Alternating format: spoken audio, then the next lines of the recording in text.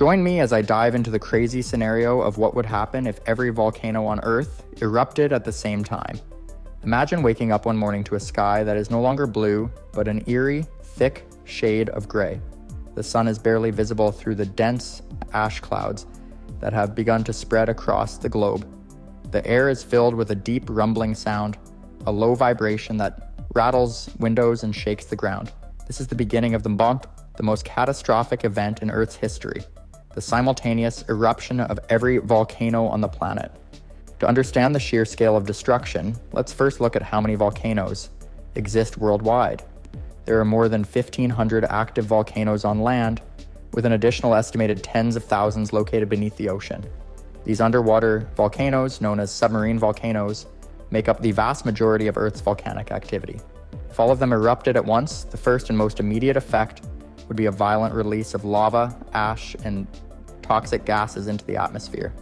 The force of these eruptions would send shockwaves across the planet, causing massive destruction before the full impact of the disaster is even realized. One of the biggest threats from a mass eruption would be the release of volcanic ash. This fine, glass-like substance is not just a visual nuisance, it is incredibly dangerous. Inhaling even small amounts can cause severe respiratory issues, and the sheer volume of ash released would make it nearly impossible to breathe in affected areas. Within minutes, airports would be forced to shut down, cars would become useless as engines clogged with ash, and buildings would begin to collapse under the weight of accumulating debris. This would leave entire cities in chaos, with millions of people trapped without access to transportation or emergency services. Beyond the immediate explosions and ash clouds, another catastrophic consequence would be the triggering of massive earthquakes. Volcanoes are closely tied to the movement of tectonic plates, and a simultaneous eruption would create intense seismic activity. Fault lines across the globe would be shaken to their core, leading to destructive earthquakes that could topple buildings, crack open roads, and even create giant fissures in the ground. Coastal regions would face an even greater threat as underwater, volcanic eruptions triggered enormous tsunamis. These towering walls of water would race toward shorelines at terrifying speeds, wiping out entire communities and leaving devastation in their wake. In addition to earthquakes and tsunamis, wildfires would break out across the globe as lava flows ignited forests and urban areas alike. The intense heat from the eruptions would cause temperatures to soar, making it nearly impossible to contain the spread of fires. This would add another layer of destruction as entire ecosystems burned and wildlife was forced to flee or perish in the flames. As terrifying as the immediate effects would be, the long-term consequences would be even worse.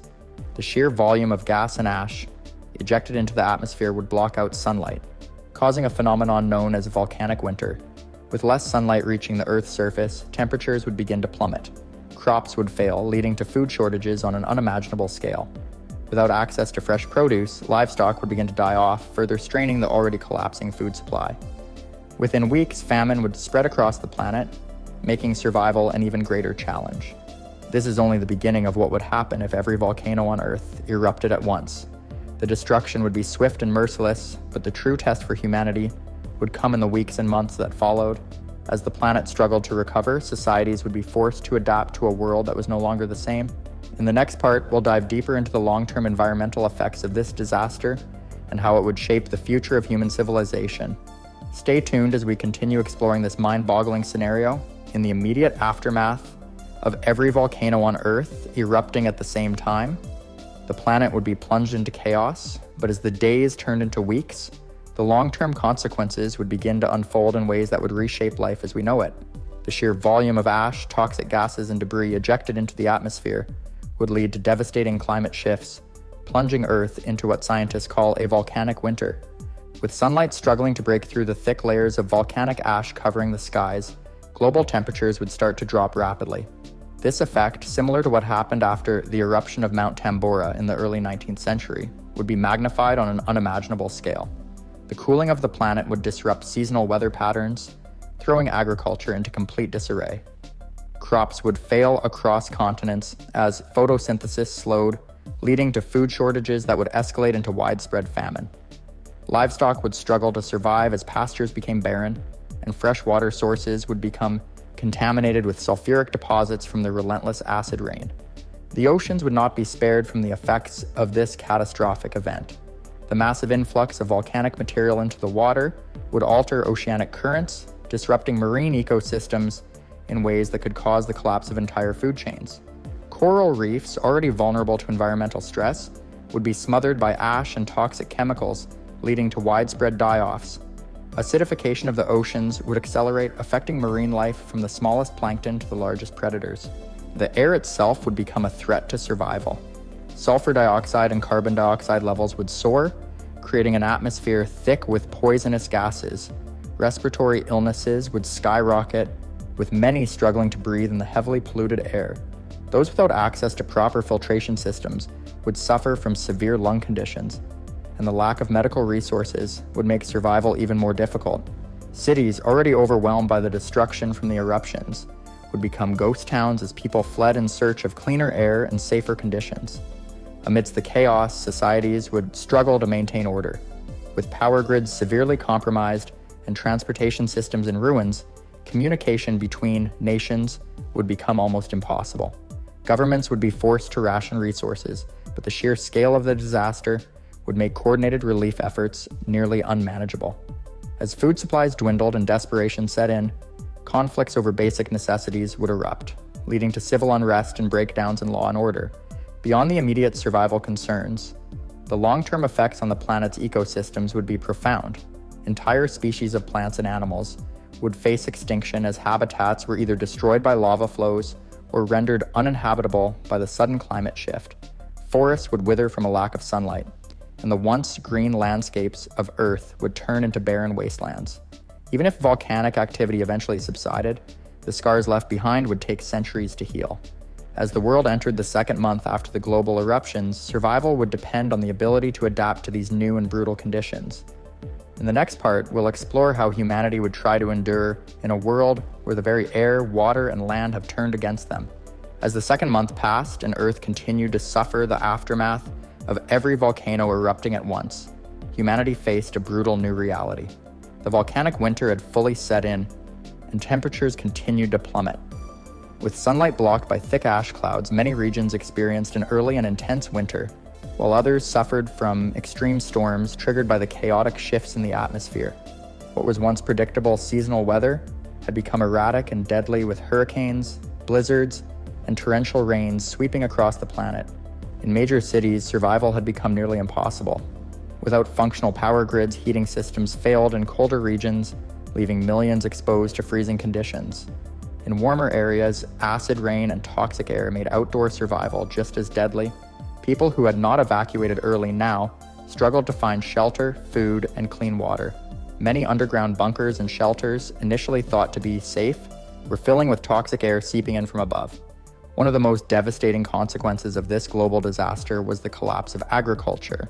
By the third month, the lack of sunlight had completely halted photosynthesis in many regions. Crops withered and died, and soil, covered in volcanic ash, became too acidic to support new plant growth. The famine that had started shortly after the eruptions had now become a full-scale global food crisis.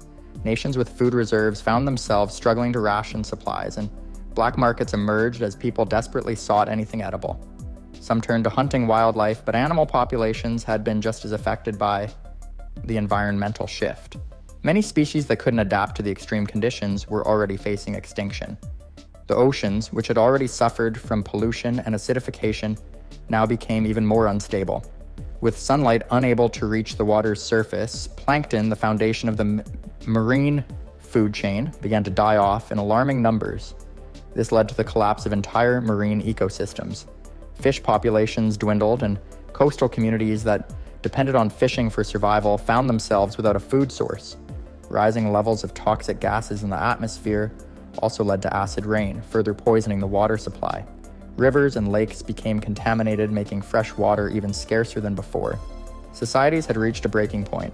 Governments that had managed to maintain some level of order in the first few weeks of the disaster were now overwhelmed. Global trade had completely collapsed, and many countries were forced into isolation, relying only on whatever resources they had left. Some regions attempted to form self-sufficient communities, but with so few resources available, conflicts erupted over food, water, and habitable land. Wars once fought over political and territorial disputes were now fought over basic survival. As humanity struggled to hold on, scientists and engineers worked desperately to find solutions. Underground farming experiments were being conducted using artificial lighting, but scaling them up fast enough to feed the population was nearly impossible. Filtration systems were being developed to remove toxins from the air and water, but access was limited and most people had no way of getting to these resources. Some had even begun to speculate about long-term survival options beyond Earth. But with space programs crippled by the destruction of infrastructure, any hope of escaping the planet was nothing more than a distant dream. By the end of the first year, the world was a vastly different place from what it had been before the eruptions. Humanity had been pushed to the brink, and survival was no longer guaranteed. But what about the long-term future? Would Earth ever recover from this catastrophe? Or was this the beginning of the end? In the final part, we'll explore what happens in the years that follow, and whether there's any hope for rebuilding civilization. A full year had passed since every volcano on Earth erupted at the same time, and the world had become almost unrecognizable. The once thriving cities were now abandoned ruins, covered in layers of thick, volcanic ash. The air remained toxic in many regions, forcing survivors to stay underground or within sealed-off shelters. The few remaining governments had collapsed entirely, leaving behind only scattered groups of people, desperately trying to stay alive. Civilization as it once was had ceased to exist. Despite the overwhelming devastation, Earth itself had begun a slow process of recovery. The initial phase of the volcanic winter had peaked, and while thick clouds of ash still filled the atmosphere, some regions had started to see faint glimpses of sunlight breaking through. This offered a small sign of hope, an indication that given enough time, the planet's natural systems might begin to stabilize. However, this recovery was not without its challenges. The climate had permanently changed. The average global temperature had dropped drastically, leading to what many now called a mini ice age. Entire regions that had once been warm and humid had transformed into frozen wastelands, while previously temperate zones experienced extreme, unpredictable weather patterns. With ocean currents disrupted, hurricanes and superstorms had become more common and more destructive, reshaping coastlines and further eroding whatever remnants of civilization remained. The planet's ecosystems had also shifted dramatically. With so much plant life wiped out and marine ecosystems in collapse, many species had gone extinct. The animals that had survived were those that could adapt quickly. Scavengers, burrowing species, and deep-sea creatures.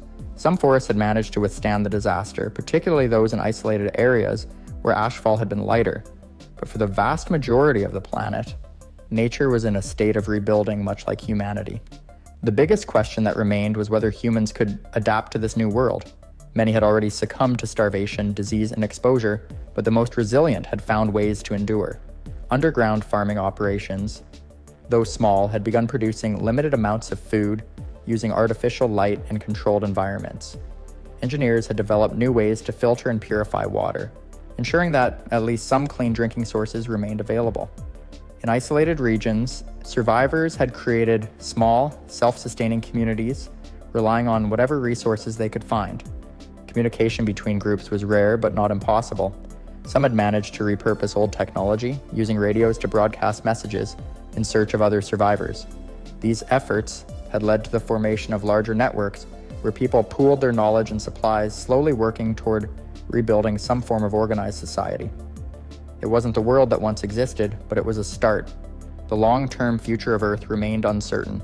If the volcanic activity had triggered more deep-seated geological changes, future eruptions could still be a possibility. The planet would likely take centuries to fully recover, with ecosystems slowly regenerating and climate patterns stabilizing over time. Humanity, however, didn't have centuries to wait. Survival depended on adaptation, resilience, and a willingness to embrace a harsh new way of life. While the world as it was before would never return, the disaster had proven one thing. No matter how extreme the conditions, life had a way of continuing. Even in the darkest moments, humanity had refused to disappear entirely. The question was no longer whether Earth could recover, but whether people could find a way to thrive in this transformed world. Would humanity rebuild? Or was this the beginning of a new primitive existence where survival came before progress? Only time would tell.